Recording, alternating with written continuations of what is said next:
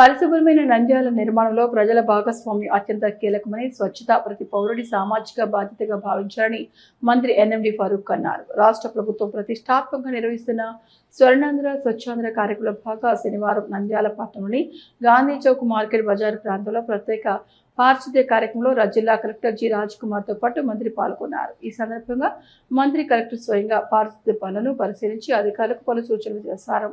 నంద్యాల నియోజకవర్గాన్ని పరిశుభ్రత పచ్చదనంలో రాష్ట్రానికి ఆదర్శంగా తీర్చిదిద్దడమే ప్రభుత్వ లక్ష్యమని మంత్రి పేర్కొన్నారు.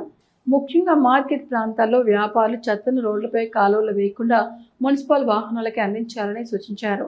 స్వచ్ఛ ఆంధ్ర అనేది కేవలం ప్రభుత్వ కార్యక్రమం మాత్రమే కాదు, ప్రతి ఇంటి బాధ్యతగా భావించాలని, ప్రజల సహకారం లేకుండా ఏ కార్యక్రమం విజయవంతం కాదు అని మంత్రి పిలుపునిచ్చారు.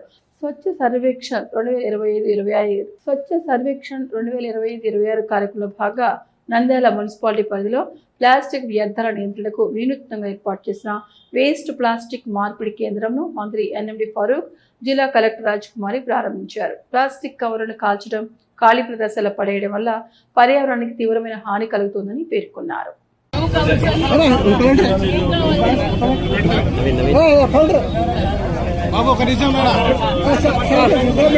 సార్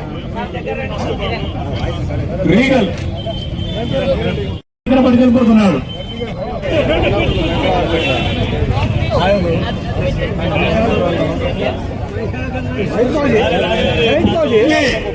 బోర్లు వేసేయండి, తీసుకెళ్ళి బోర్లు వేయండి. 1.8 షబీర్ 2 కేజీలు ప్లాస్టిక్ ఇచ్చి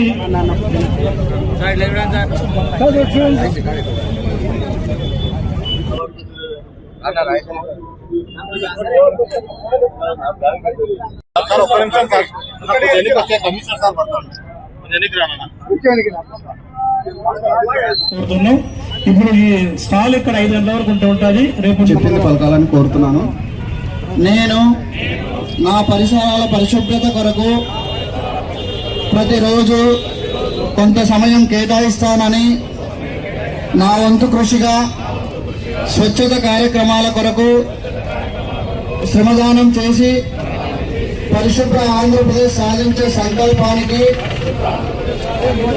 కట్టుబడి ఉంటానని, ఈ రోజు పరిశుభ్రత గురించి నేను వేసిన ఈ ముందడుగు అందుని భవిష్యత్ తరాలకు ఆరోగ్యవంతమైన, సుభిక్షమైన, ఆనందకరమైన ఆంధ్ర రాష్ట్రాన్ని నిర్మించడానికి నాతో మొదలైన ఈ నిర్ణయం ద్వారా నా రాష్ట్రాన్ని